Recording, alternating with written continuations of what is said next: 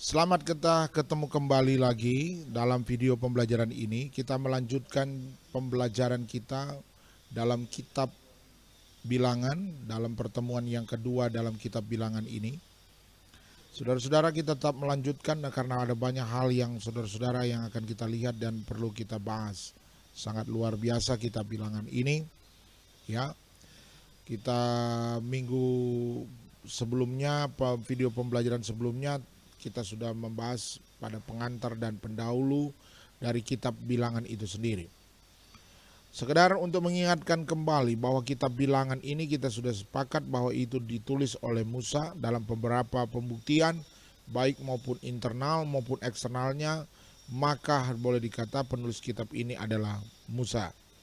Dalam kitab ini banyak sekali terdapat persoalan yang kaitannya dengan angka atau bilangan. Maka itu kitab ini dinamakan kitab aritmoi, numeri dalam bahasa Latin. Dalam bahasa Alkitab Septuaginta menggunakan bahasa kata aritmoi, ya, aritmoi. Sehingga kita banyak erat kaitannya dengan angka bilangan dalam kitab ini. Terlebih khusus kitab Bilangan ini adanya sebuah cerita, yaitu tentang sensus yang dilakukan 2 kali, ya, bagi kaum Israel yang berumur 20 tahun, yang sanggup 20 tahun ke atas, yang mereka sehat dan mampu berperang, maka mereka disensus, didata. Kurang lebih ada 603.000 lebih, ya, dari hasil data yang didapatkan.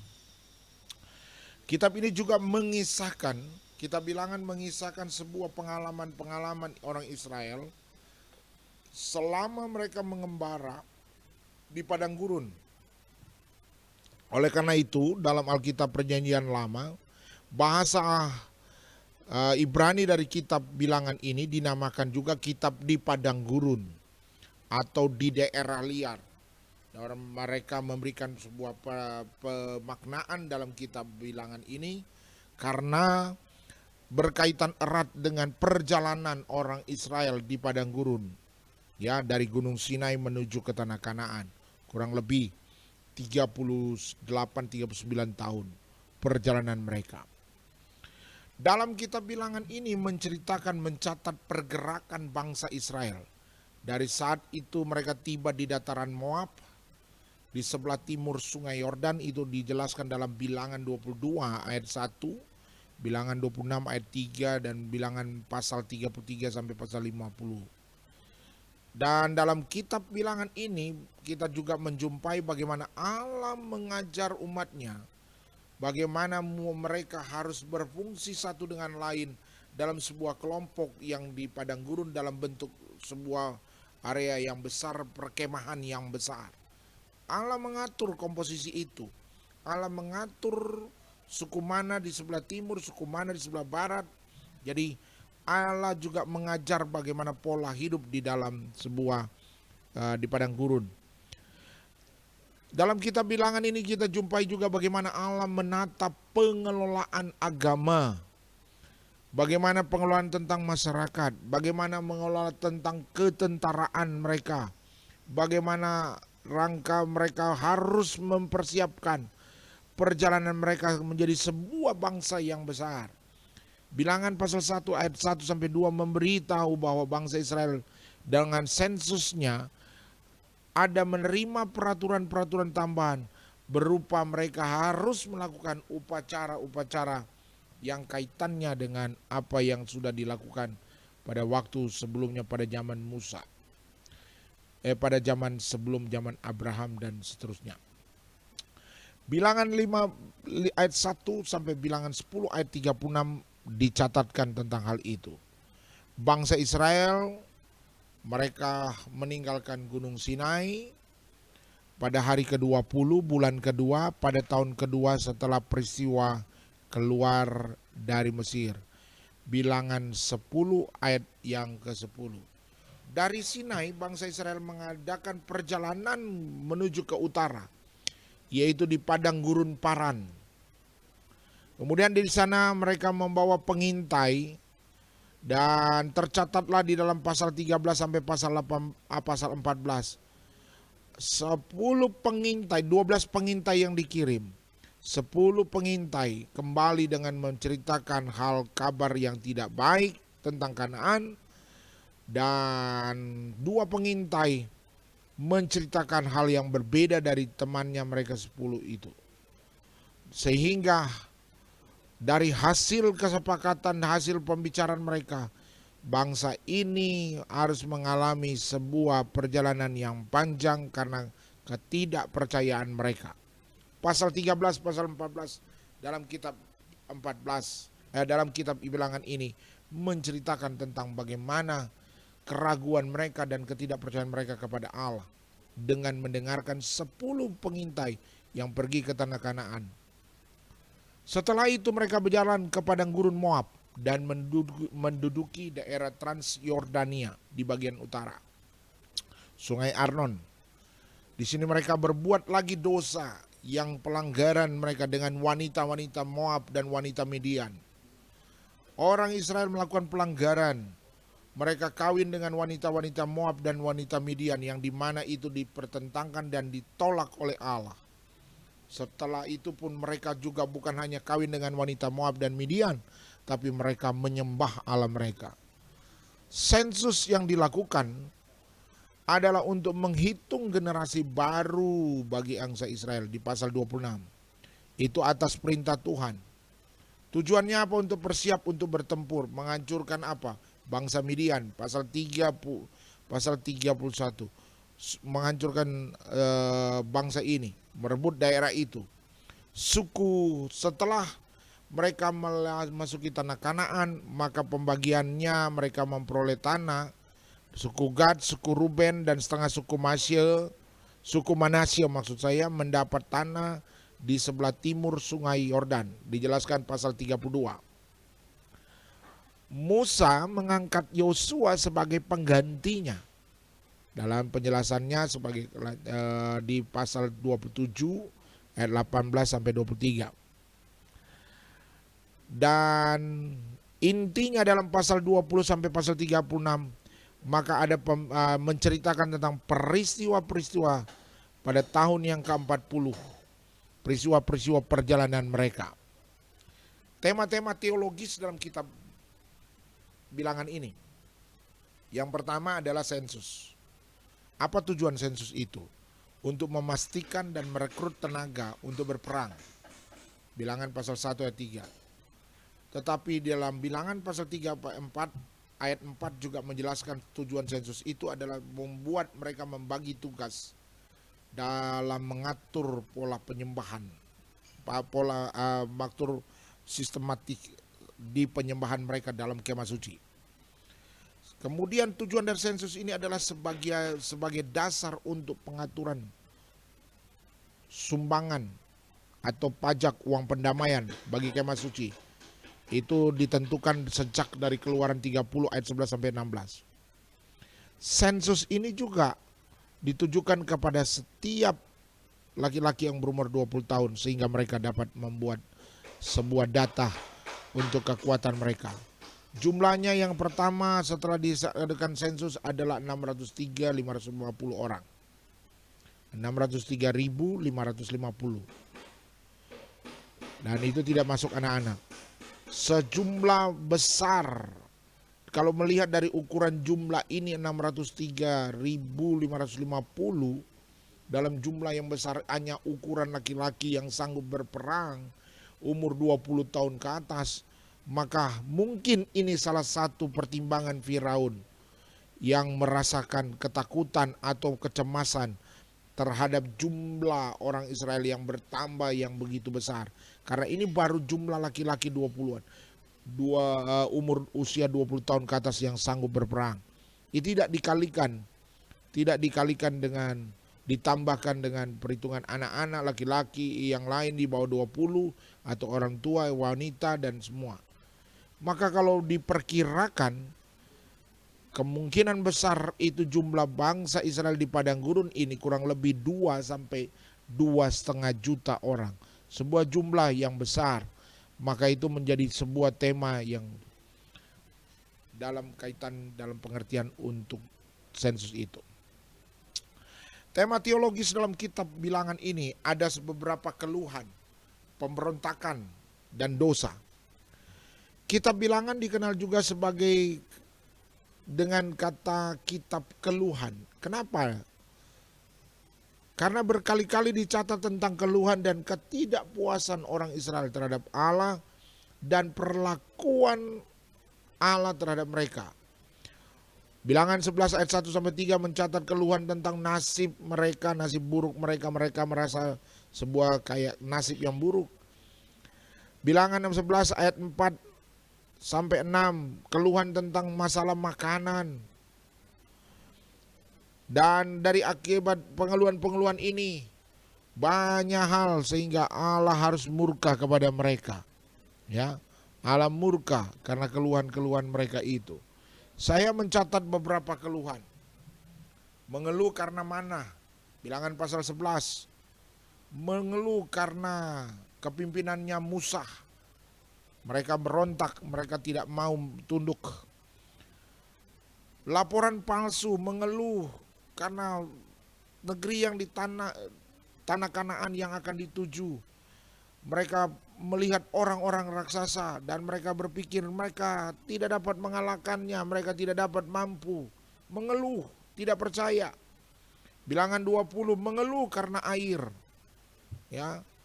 Bilangan 21 ayat 8-9, ayat 8 dan 9 mengeluh karena ketidaktahan mereka dalam sebuah perjalanan pengembaraan. Sehingga Allah murka dan penyakit sampar harus ada dan Allah membuat sebuah patung ular. Musa membuat patung ular untuk mereka melihat dan mereka terjadi supaya tahir. Dan itu merupakan tipologi gambaran daripada sebuah gambaran yang akan penebusan di masa akan datang yang dilakukan Kristus. Jadi dalam kitab Bilangan ini sudah menggambarkan. Nah, dengan pengeluhan-pengeluhan itu mereka akhirnya mengadakan banyak tindakan-tindakan pemberontakan mereka. Termasuk pemberontakan Miriam dan Harun sendiri di Bilangan pasal 12. Termasuk pemberontakan umat Israel di Bilangan 14. Beramai-ramailah mereka menangis dan berontak karena mereka berkata, buat apa kami, dan tidak bisa. Mereka berkata mereka tidak mampu dan tidak masuk ke tanah Kanaan yang dijanjikan itu. Pasal 16, Bilangan pasal 16, pemberontakan yang dilakukan Korah, Datan dan Abiram. Mereka memberontak terhadap kepimpinan Musa. Bilangan 25 mencatatkan sebuah dosa nasional di mana di Baal Peor orang Israel berzina dengan perempuan-perempuan Moab dan menyembah dewa mereka. Ya, ditambah persoalan lebih gawat lagi karena Simri membawa seorang perempuan Moab ke dalam perkemahan yang padahal itu merupakan pelanggaran yang besar bagi orang Israel. Padahal sepanjang mereka hanya berzina di luar perkemahan. Tapi Simri membawa perempuan Moab itu dan itu merupakan sebuah kekejian dan sebuah pelanggaran. Akibatnya mereka harus mengalami dihukum. Ada kurang lebih 24.000 orang mati dihukum dari bangsa itu. Dicatat ya. Kemudian saudara-saudara kita akan melihat hal-hal tema teologis yang berikut adalah ramalan-ramalan Bileam. Di Bilangan 22 dengan sampai pasal 24. Orang Amori membuat Balak Raja Moab memanggil Bileam seorang nabi dari daerah sungai Efrat. Untuk apa? Untuk bernubuat dan mengutuk bangsa Israel. Tapi Bileam tidak mampu karena Bileam sendiri ketakutan. Ya. Saudara membaca itu dalam Bilangan 22 ayat sampai 24. Kemudian Allah bekerja, sebuah tema teologis lagi. Allah bekerja sedemikian rupa sehingga justru bangsa Moab dan Balak yang dikutuk dan bangsa Israel justru diberkati. Yang tadinya mereka Balak membayar Bileam memberikan harta yang banyak untuk Bileam mengutuk bangsa Israel, justru Balak yang menerima, justru yang menerima kutuk, dan bangsa Israel yang justru diberkati. Tema teologis yang keempat dalam kitab Bilangan ini adalah berbagai penyataan Allah yang kaitannya dalam pola budaya manusia orang Israel. Hukum-hukum yang diberikan Allah kepada Israel adalah hukum-hukum yang melawan semua tatanan yang ada bagi manusia yang kaitannya itu pun tidak sesuai dengan kehendak Tuhan. Contoh, ada sebuah aturan kota-kota perlindungan dengan tujuan untuk melindungi pembunuh sebenarnya. Ya, untuk melindungi pembunuh. Sebenarnya untuk melawan ini apa? Untuk Allah membuat sebuah aturan melawan kebudayaan pembalasan tentang darah. Karena pada waktu itu berkembang sebuah pembalasan. Darah diganti dengan darah, nyawa diganti dengan nyawa. Yang berkembang dan merupakan tradisi waktu itu. Dijelaskan dalam Bilangan 35 ayat 9 sampai 34. Allah membuat kota-kota perlindungan. Justru di sini kita lihat bahwa Allah membuat sebuah pola budaya yang baru dalam bentuk pengampunan. Memberikan perlindungan dan memberikan pengampunan. Ini sesuatu yang baru. Kemudian ada juga di dalam Bilangan 36. Sebuah tatanan penyataan Allah, sebuah hukum yang baru juga dibuat di sini. Apa itu? Adanya orang perempuan yang menerima hak waris, yang pada dasarnya pada waktu itu perempuan tidak mendapat bagian apa-apa dalam masalah warisan. Jadi di sini ada sebuah tema sentral, tema teologis yang menarik dalam kitab Bilangan adalah penyataan Allah, penyataan dalam hukum-hukumnya Allah dalam kaitannya dengan kebudayaan manusia itu. Dan sebuah tema-tema kunci dalam kitab ini yaitu dosa, status hamba Tuhan, kehadiran Allah, dan seterusnya. Dosa, Bilangan 11, dosa karena mencobai Tuhan. Peristiwa itu di Kibrot Ta'awah, peristiwa di Tabera, peristiwa ular tedung di Bilangan pasal 21. Kemudian peristiwa dosa yang tidak percaya kepada Tuhan. Dalam kisah Bilangan 13 yang kaitannya dengan pengintai, 12 pengintai. Kemudian Bilangan 20, Musa marah dan memukul batu, menunjukkan dia tidak percaya kepada Tuhan. Kemudian tema berikut ada kaitannya dengan status hamba Tuhan. Status hamba Tuhan di hadapan Tuhan adalah sebagai saluran berkat Allah. Dijelaskan dalam Bilangan 6 ayat 22 sampai 27. Beberapa kasus pelanggaran oleh hamba Tuhan, seperti contoh pemberontakan Miriam dan Harun, Bilangan 12. Dan ada sebuah kata dosa memberikan kata-kata yang tidak tepat atau kurang pantas, atau dosa berkata-kata meragukan kepimpinan, atau mungkin berkata yang buruk kepada hamba Tuhan Musa yang dipercaya. Kemudian dosa yang dilakukan oleh Nadab dan Abihu sebagai seorang imam yang melayani dalam ruang kudus, itu mereka melanggar dengan hal-hal ketetapan Tuhan. Dosa melawan Musa yang dilakukan Korah dan kawan-kawan, Bilangan 20.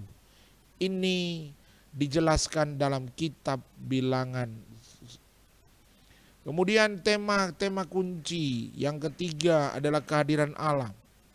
Selama kurang lebih 39 tahun di pengembaraan, Allah hadir di tengah umatnya. Itu ditandai dengan berdirinya kemah suci yang menunjukkan Allah Yahweh itu yang transenden dan tak terbatas, hadir di tengah-tengah umatnya memimpin dalam bentuk tiang awan dan tiang api. Itu bentuk dari kehadiran Allah di perkemahan, di perjalanan orang Israel selama pengembaraan mereka di padang gurun. Tema kunci berikut adalah adanya sebuah nubuatan karya untuk kaitannya dengan penyalipan, kaitannya dengan penebusan, kaitannya dengan apa yang akan dikerjakan yang terjadi dalam masa perjanjian baru. Bilangan 21 ayat 8 dan sampai ayat 9. Di situ dalam ada membuat bentuk salib, simbol dengan simbol ular, tembaga. Itu bentuk menceritakan sebuah nubuatan atau kaitannya nubuatan mesianik, kedatangan Kristus, karya Kristus pada yang akan datang.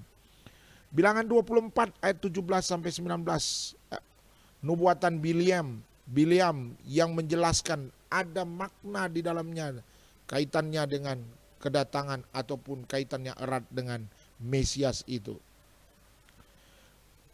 Tema kunci yang berikut adalah sensus dan pengaturan tempat perkemahan. Sebelah timur ada suku Yehuda, Isakar dan Zebulun, dan mereka memiliki panjinya dengan tanda panji-panji mereka adalah panji singa. Sebelah selatan ada suku Ruben, Simeon dan suku Gad. Mereka panjinya adalah kepala manusia.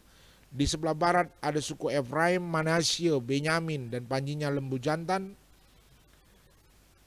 Lembu jantan ini kaitannya nggak mirip dengan PDIP ya. Kayak ini mungkin mirip-mirip kayak pada PDIP ini, lembu jantan. Ini masa-masa pemilihan, intermezzo sedikit. Ya. Dan di sebelah utara ada suku Dan, Asher, Naftali yang panjinya mereka adalah Raja Wali. Kalau saudara lihat bagan yang saya tampilkan dalam video ini, maka di tengah-tengah itu adalah kemah suci. Maka utara, barat, timur, selatan itu suku-sukunya. Dalam komposisi mereka berkemah. Suku Naftali, Asher dan Dan jumlah mereka sekitar 157.400 dan kemudian dalam jumlah-jumlah itu dijelaskan di dalam bilangan pasal yang kedua. Nah, kalau kita melihat ini, formasi seperti ini, utara, barat, timur, yang dimana tempatkan Naftali suku Naftali, suku Asher dan suku Yudea, Isakar, Zebulon di sebelah timur, maka akan kelihatan ini seperti sebuah formasi salib. Sebuah formasi salib. Ya. Menarik saudara-saudara kalau kita lihat. Dan ini diatur sedemikian rupa, ya, yang dekat dengan kemah suci sendiri itu seputaran yang paling dekat adalah keturunan dari Lewi sendiri. Ada Gerson, Merari, ada Kehat, kemudian Musa dan Harun dan anak laki-laki mereka. Ya. Nah, saudara-saudara, saya mengingatkan kembali bahwa perbedaan antara imam dan Lewi itu berbeda. Ya, jangan saudara berpikir semua orang Lewi adalah imam. Imam melalui garis keturunan Harun yang sama-sama juga dari keturunan anak daripada Yakub itu sendiri, yaitu Lewi. Ya, Yakub sekali lagi coba lihat ini bagan pohon keluarga Lewi. Dari Lewi, anak dari Yakub, 12 anak Yakub, salah satunya Lewi, memiliki anak Gerson, Kohat, Merari. Kemudian dari Kohat memperanakan Amram, dari Amram memperanakan Miriam, Harun, Musa. Kemudian dari Harun ini memperanakan Nadab, Abihu, Eleazar dan Itamar. Nadab dan Abihu gagal menjadi imam karena pelanggaran yang mereka lakukan. Maka pengganti daripada Harun sebagai imam besar adalah Eleazar. Ya. Berikut tema kunci yang berikut adalah kegagalan bangsa Israel. Kenapa mereka gagal? Karena tidak percaya dan tidak setia. Ketidakpercayaan mereka dampak dalam persungut-sungutan mereka. Ya, mereka tidak percaya bahwa Allah sanggup memelihara mereka, bahwa Allah sanggup membawa mereka dan masuk ke tanah perjanjian itu dengan baik, dengan aman dan lancar. Karena kegagalan mereka tidak percaya itu, maka mereka harus melewati di padang gurun. Dan semua orang dewasa yang keluar daripada Mesir mati di padang gurun, kecuali dua keturunan Yosua dan Kaleb.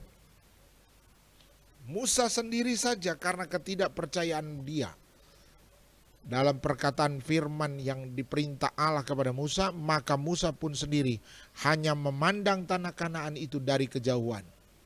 Saudara boleh membaca itu, dan bahkan di kitab perjanjian baru dituliskan dalam 1 Korintus 10 ayat 1 sampai 13.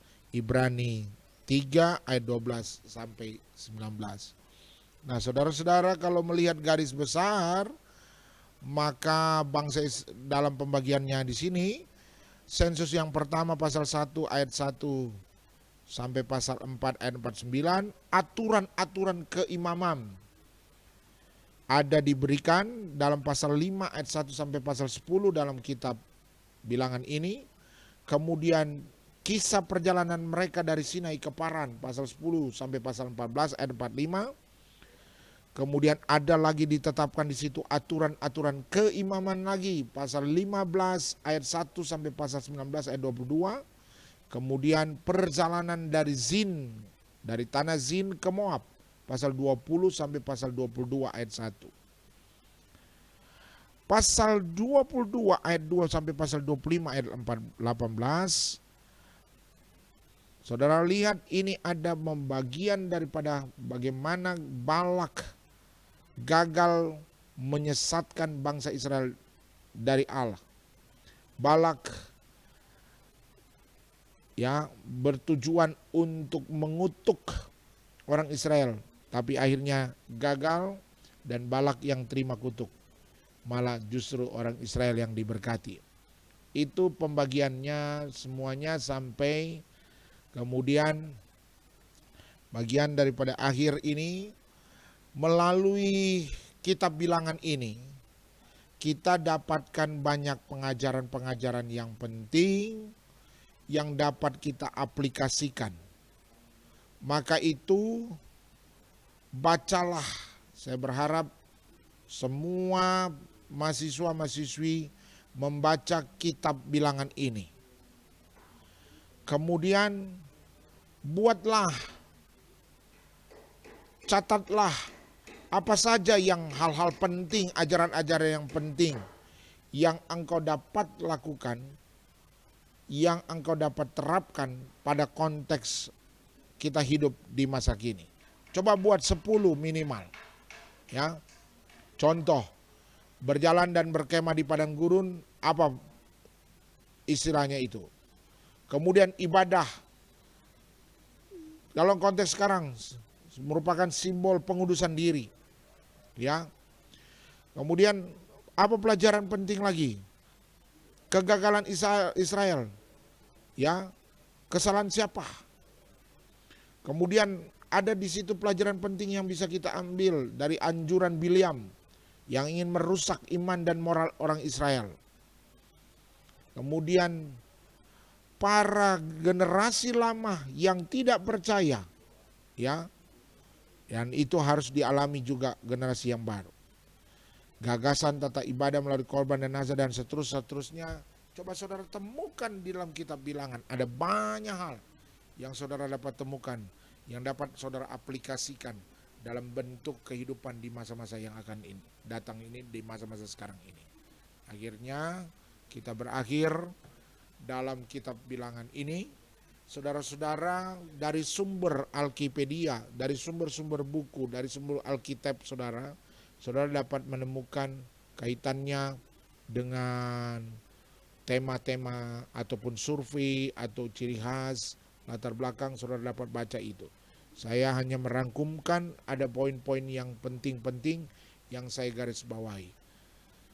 Sampai di sini pertemuan kita untuk kitab Bilangan. Nanti kita akan lanjutkan pada pertemuan yang akan datang kitab Torah yang terakhir, yaitu kitab Ulangan. Tuhan Yesus memberkati.